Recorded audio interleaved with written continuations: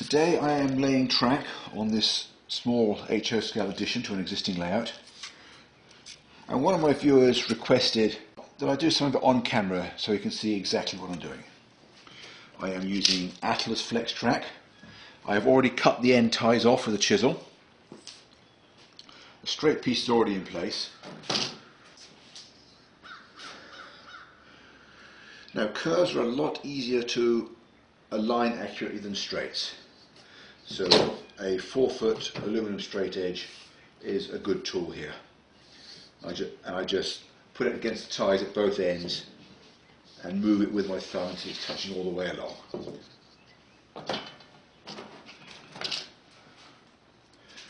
And then the final check is to look along it, because although many track alignment tools have been created over the years, nothing is ever going to be as good as the standard eyeball. I put a rail joiner on each one.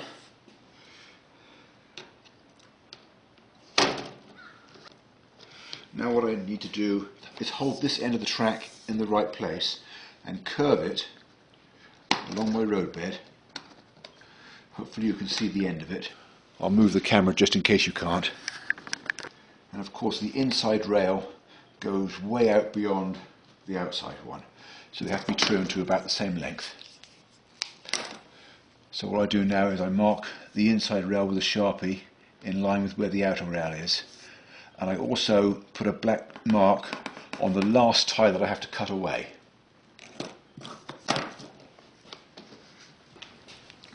And I can see on here that I need to remove 3 ties from the end. I do that with a chisel. And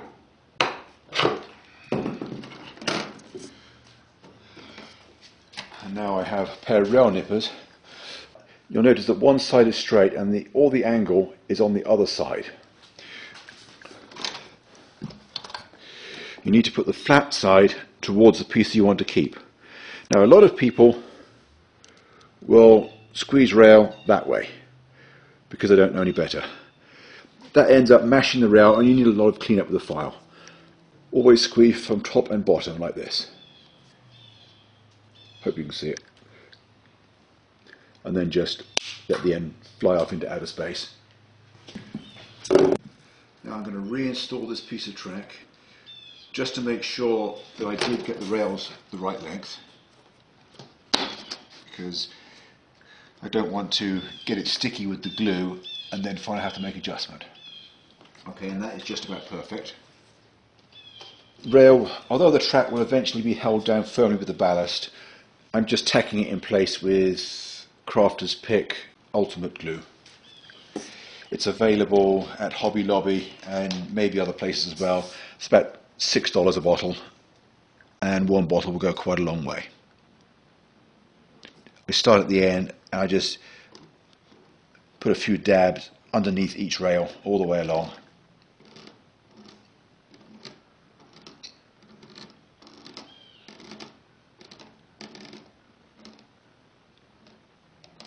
One time.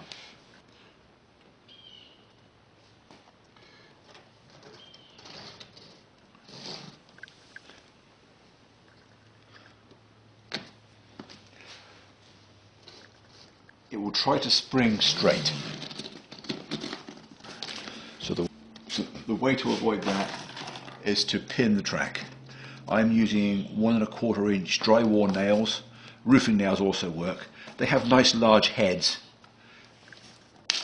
that make them easy to come out again. And you'll notice I'm putting one to force the inside rail outwards about 2 inches back from the end, and then closer to the end I force the outer rail inwards. That keeps the track in the right alignment.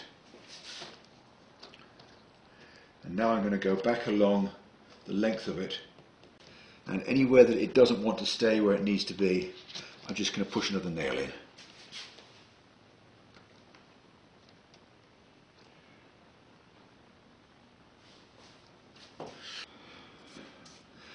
Now these rail joints here on the straight are being left with small gaps in for expansion, and I'm not soldering them.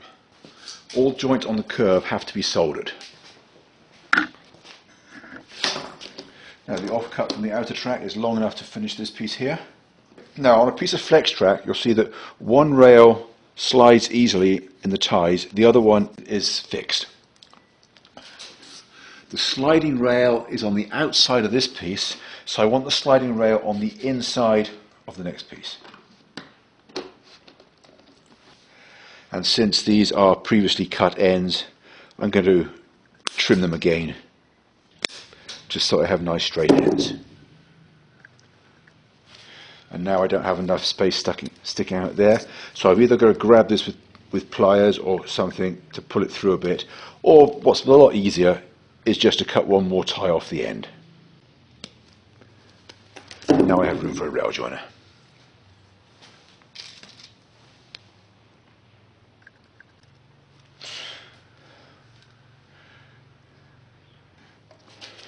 Now I'm going to repeat the same process I showed you before. I'm going to bend it in along the alignment that needs to go.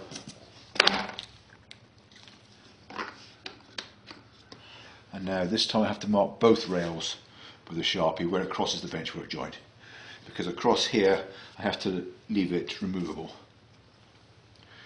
I need there and there, and I have to remove 2 ties from the end.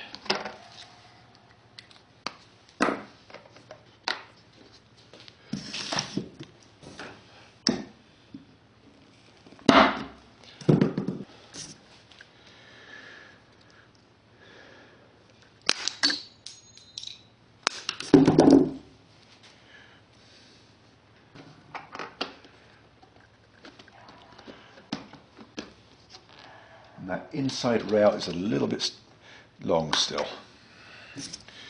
so I need to cut just a shade more off the end.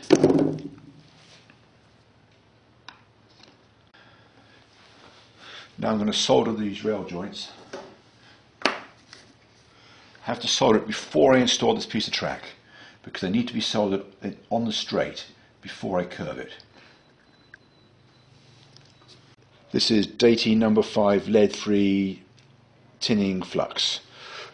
There are many products out there, and thin solder. I use the thinnest solder I can find.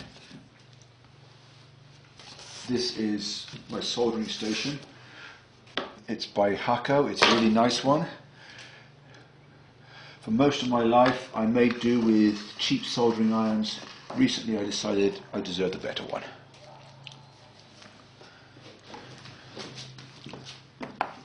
Now the trick here is to put the soldering iron alongside the rail on one side, and then bring the solder in from the other side and let the heat from the iron pull it through.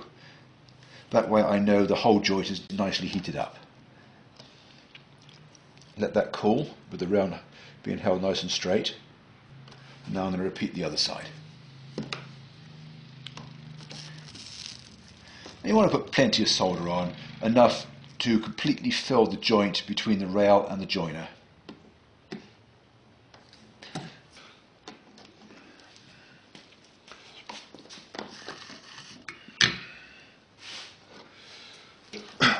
And with both those rails now soldered, this track is ready to install properly.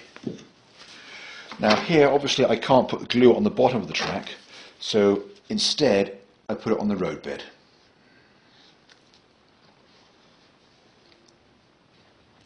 And I can't get right down to the end, which is why I made sure that when I put the previous piece in, I put glue at the end of that one, so the gap is not too long.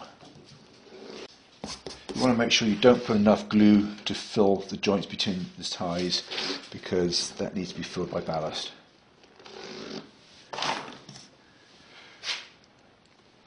And now these nails can come out and be moved to, see, this rail joint is now going to hold this piece in alignment. And that's basically all there is to it with laying track. I have a couple of turnouts over the other side of this section. I'll check in with you again when it's time to do one of those. In the meantime, I'm now ready to lay the first of the turnouts on this section. And the most important thing not to forget is to drill the hole for the operating mechanism. I already plotted exactly where it's going to go while I was laying the roadbed, which is why I have these red lines here. I'm now going to continue that across the roadbed. I'm using a red Sharpie because a black one obviously isn't going to show up. And then I need to make sure that I get it in exactly the right place. It has to be dead centre. I'm just going to draw a cross line there. And so I don't tear up the roadbed with the drill, I'm going to cut this with a knife first.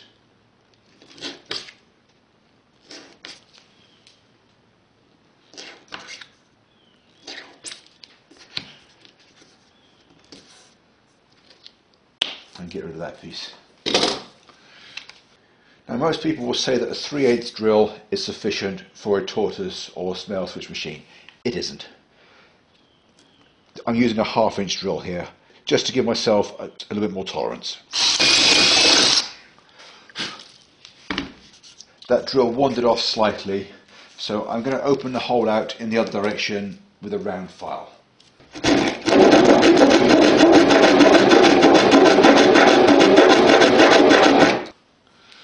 Now this is a Pico turnout, and one of the things that has to be done when prepping it is to remove the over-center spring. Otherwise it prevents the smooth slow motion operation with the tortoise that I'm going to be using.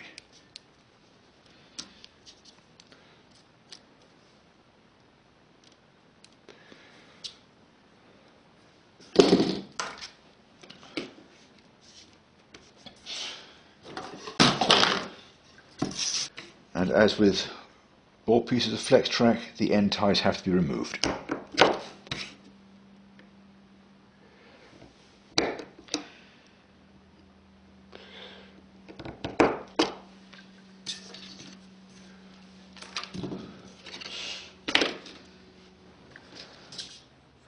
Now there's two ways of doing this. One is to install the turnout first and then cut the flextrack to fit in the middle. I find that you get a lot more adjustment and leeway if you cut the track leading up to it first. Not to mention being able to solder the joints on the straight a lot more easily.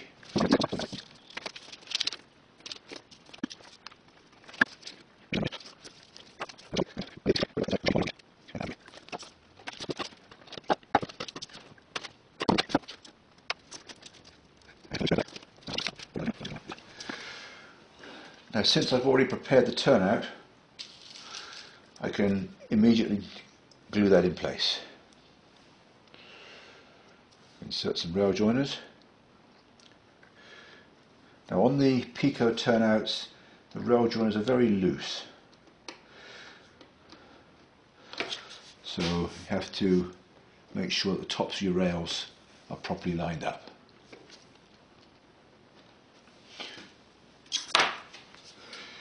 Now I'm going to glue the last couple of ties. I'm not going to put any glue by the switch blades or switch points or whatever you want to call them, and I'm going to put some more near the middle and then at the far end.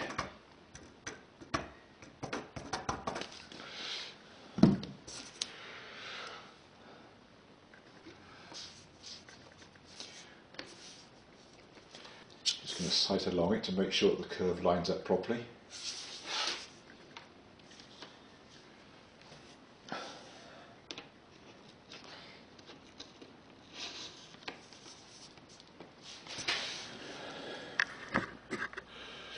One more trick I'd like to share with you when installing the last piece of flextrack between two pieces that are already installed, such as here.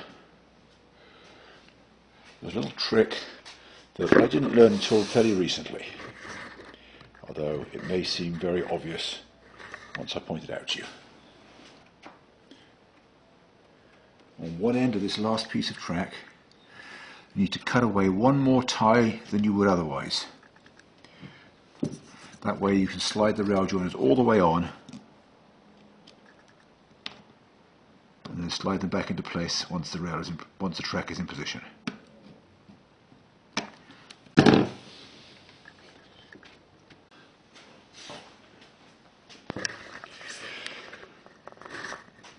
And where the track crosses the corner of the other section like this, there is nothing to be gained by adding any more track on the end of there. That is much easier installed in situ, where one piece of flex track can go all the way across both joints. Similarly here, I've cut the rail ends back because it's a lot easier to get perfect joints if the track is laid across section joints.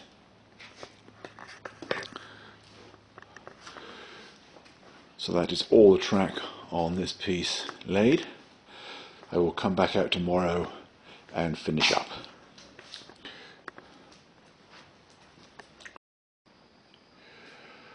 Well, I've left it overnight. All the glue is now nice and hard, so most of the nails that I used to hold the track in position can be removed. There are some exceptions. All these here at the benchwork joint will need to be left until after the rails can be soldered in the customer's basement.